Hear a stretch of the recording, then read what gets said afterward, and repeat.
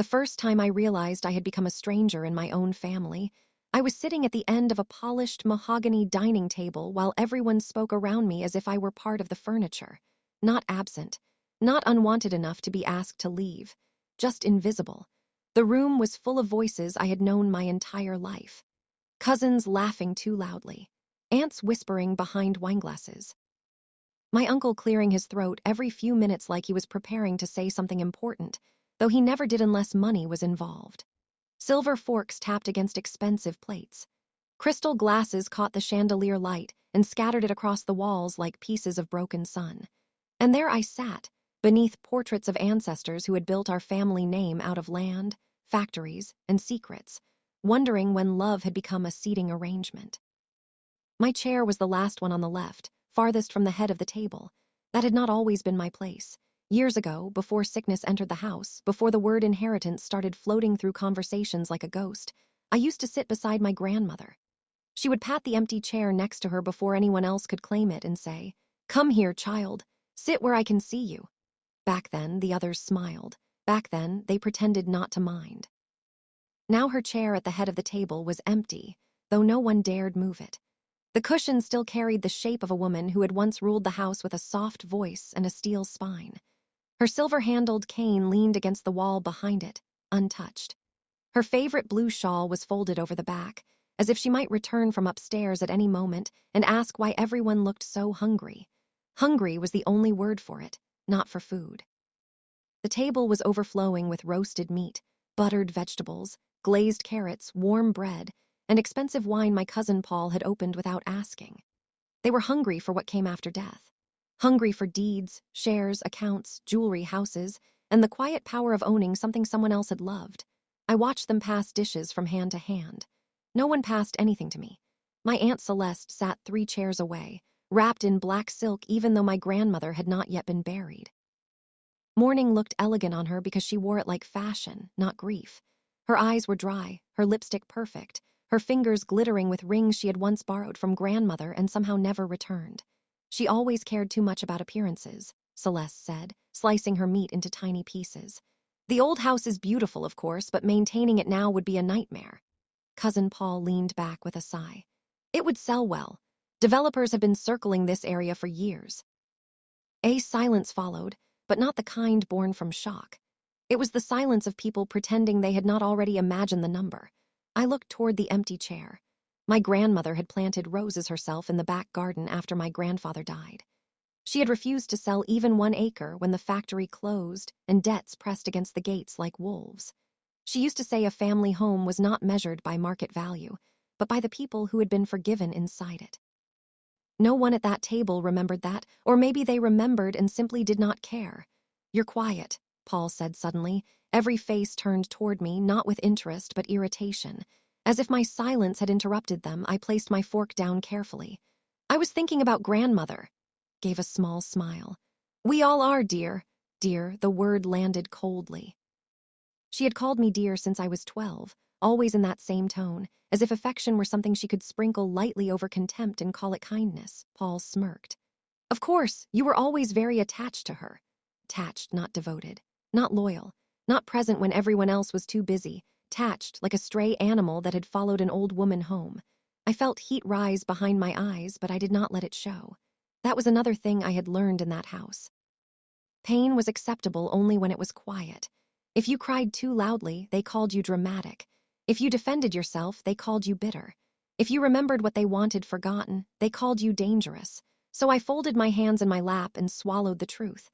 The truth was that when grandmother fell ill, Paul had been between investments. Celeste had been traveling through Europe to clear her head. My other relatives had sent flowers, checks, specialists' phone numbers, and long messages promising to visit soon. Soon became months. Months became years. And I became the one who knew which pills had to be taken with food, which blanket eased the ache in her knees, which old songs calmed her when confusion stole the names from her mouth. I learned how to lift her without hurting her.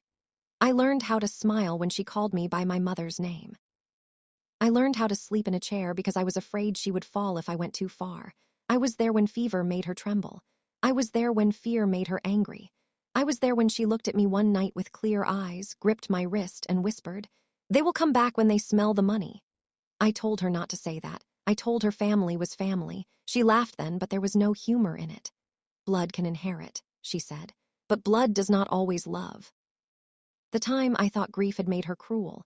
Now, sitting at that table, listening to people discuss her house like a carcass, I realized she had simply been honest.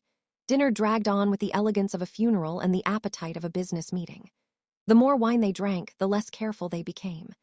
They spoke of valuations, obligations, tax burdens, charitable appearances, and the importance of keeping everything within the proper branch of the family. The proper branch. I knew what that meant. My mother had married beneath expectations. My father had died with more debts than achievements. After my mother passed, grandmother brought me into the estate when I was 15 and raised me in the shadow of people who never let me forget I had arrived through tragedy, not entitlement. They never said I did not belong. That would have been too honest. Instead, they said things like, "Your lucky grandmother has such a soft heart. Not many girls in your situation get opportunities like this. Remember who gave you this life." If love were a loan, as if shelter were a debt I could never repay. For years, I tried anyway. I worked hard in school. I came home during holidays instead of traveling with friends because grandmother hated waking in a quiet house. I learned the names of tenants, gardeners, lawyers, nurses, drivers, and old family friends. I managed appointments. I organized medicine. I answered calls when relatives avoided them. I smiled through every gathering where someone asked, "And what exactly are you doing these days?" In a tone that suggested whatever I said would not be enough.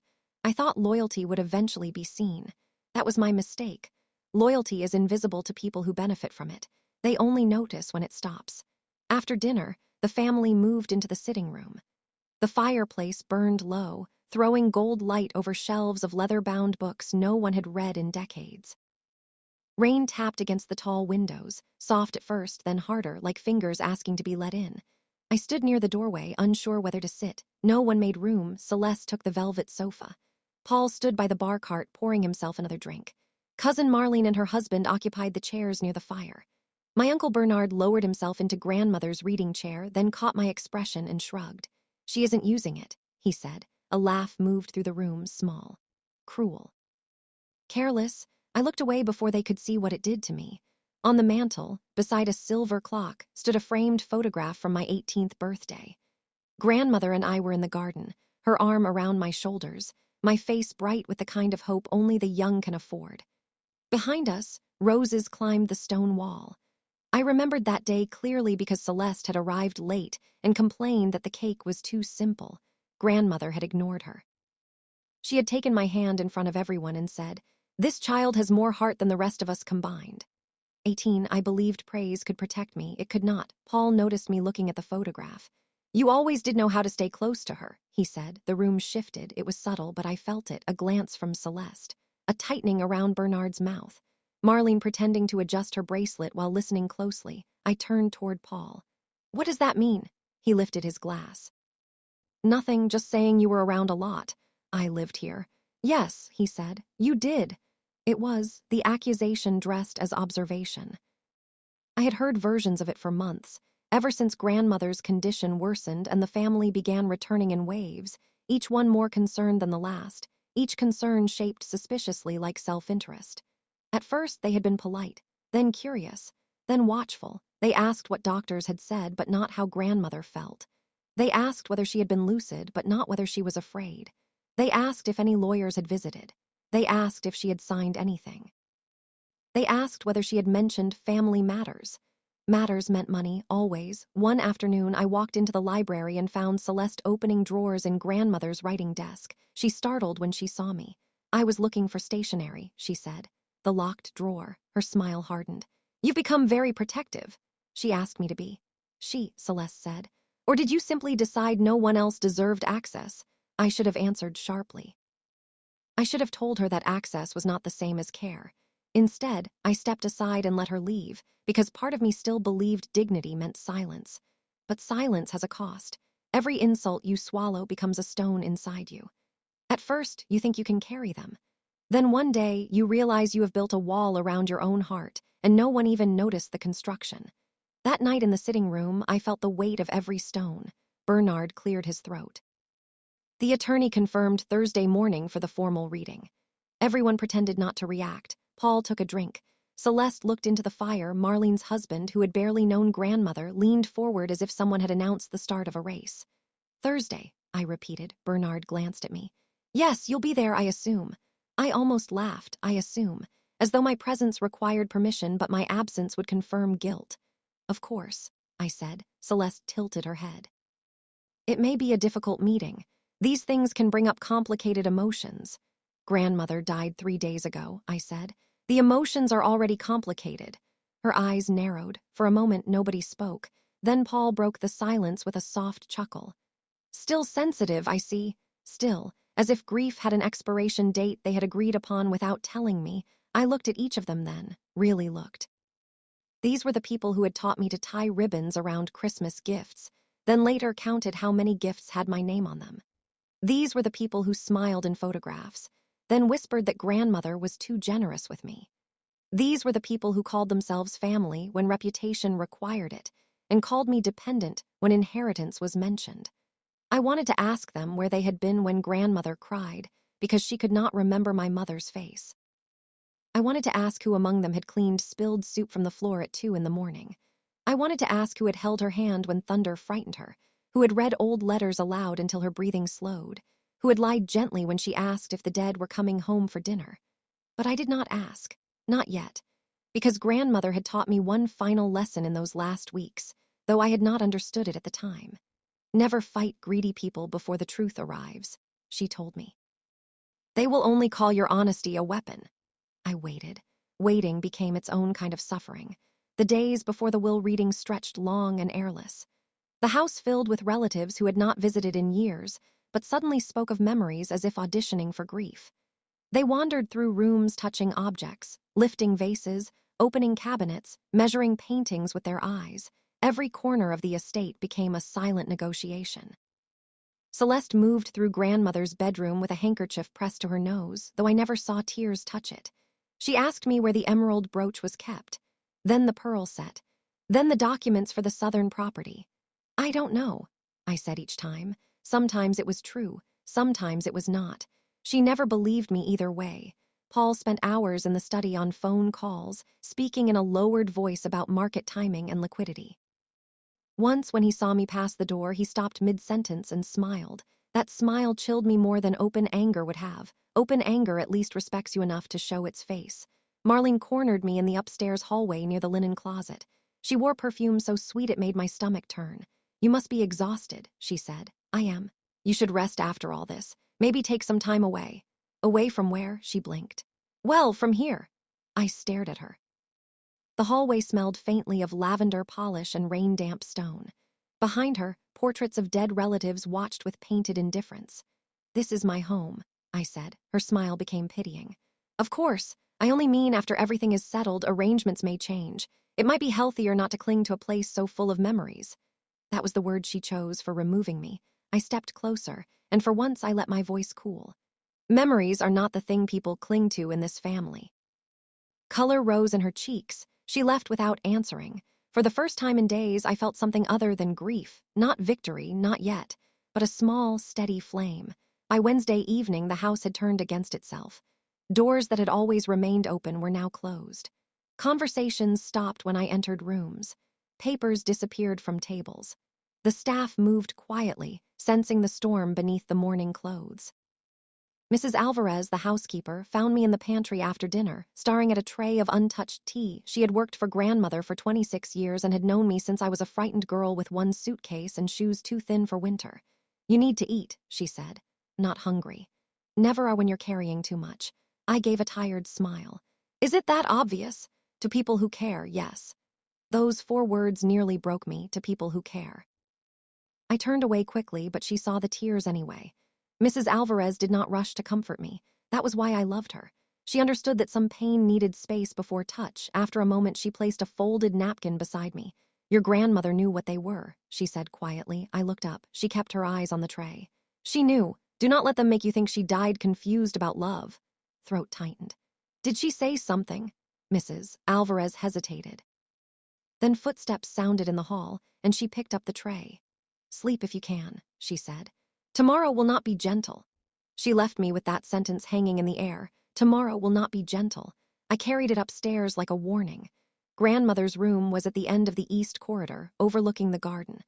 I had not been able to sleep in my own room since she died, so I sat in the chair beside her bed, the same chair where I had spent countless nights listening to her breathe. The room still smelled of rose lotion and old paper. Her books remained stacked on the nightstand. Her glasses lay folded beside a bookmark. A glass of water sat untouched, as if illness had only stepped out for a moment and would return. I picked up the blue shawl from the bed and pressed it to my face. Only then did I cry, not the graceful tears people shed in public when they know they are being watched. These were ugly, silent, shaking tears that came from some place beneath language. I cried for the woman who had taken me in when others debated whether I was a burden. I cried for the years I had spent trying to earn a place that love should have given freely.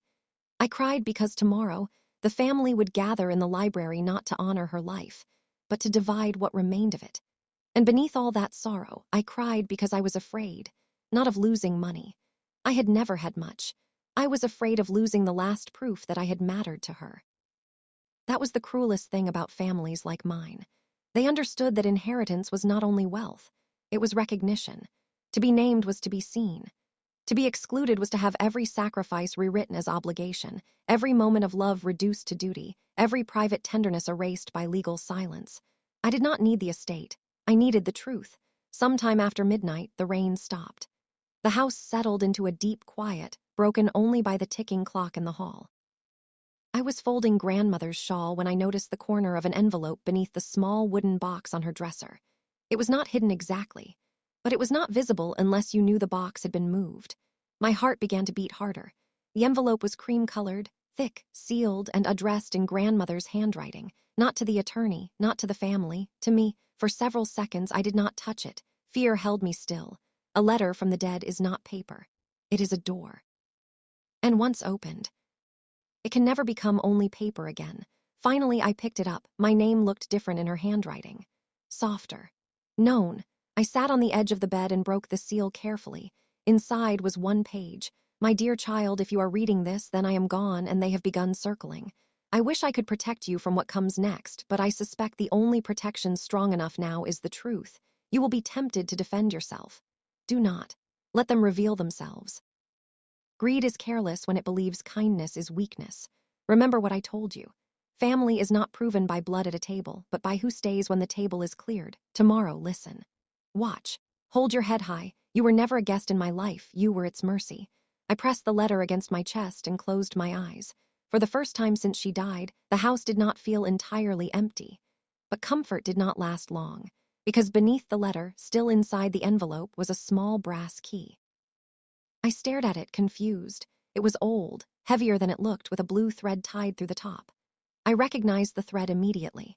Grandmother used the same shade to mark pages in her prayer book. There was no explanation, only the key. I searched my memory, trying to place it.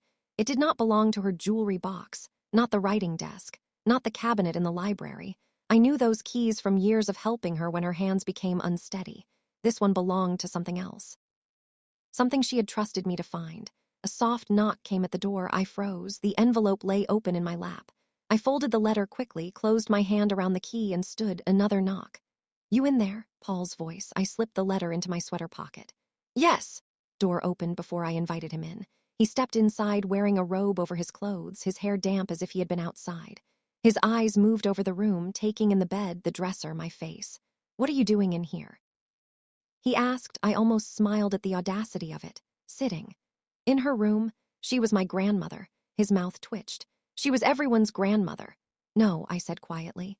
She was related to everyone. That is not the same thing.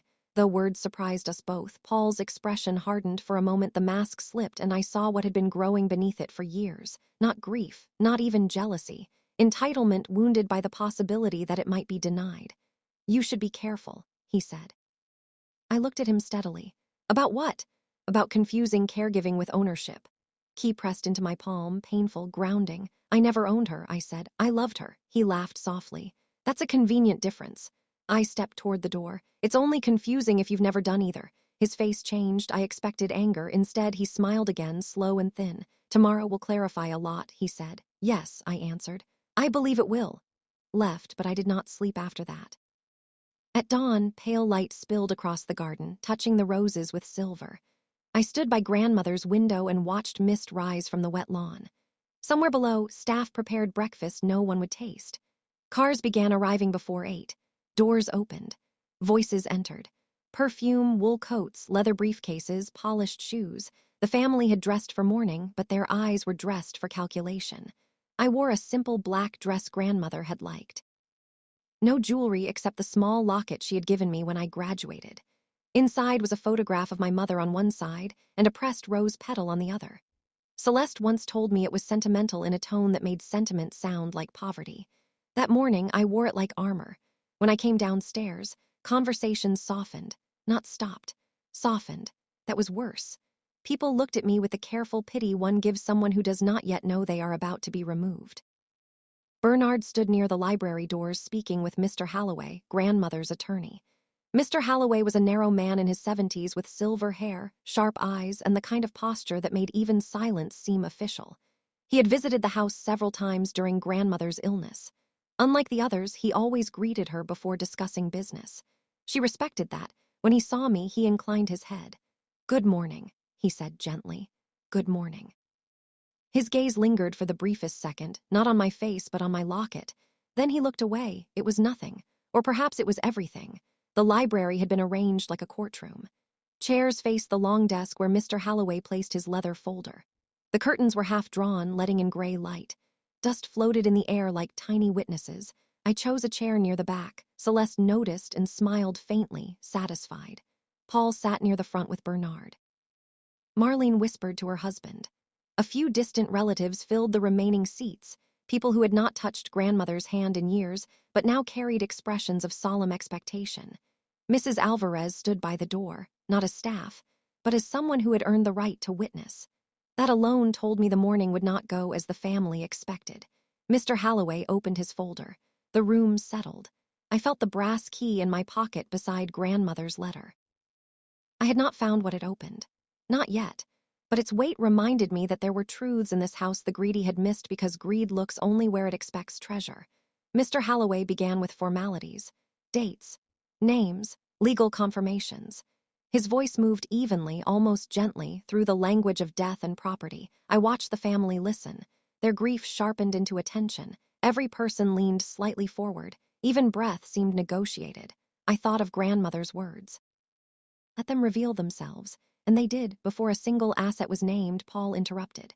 Will this include the revised documents from last spring? Celeste shot him a look, angry that he had shown impatience too soon. Mr. Halloway paused. All valid documents are included. Bernard cleared his throat. Mother was not always fully herself last spring. Hands tightened. Mr. Halloway looked over his glasses. Your mother was evaluated by 2 physicians before signing. Both confirmed capacity. A quiet discomfort moved through the room. Capacity. Such a cold word for a woman who had remembered exactly who abandoned her. Celeste folded her hands. Of course, we only want everything handled properly. Properly meant in their favor. Mr. Halloway continued. The first bequests were modest. Charitable donations. Gifts to long-serving staff. Funds for the garden's maintenance.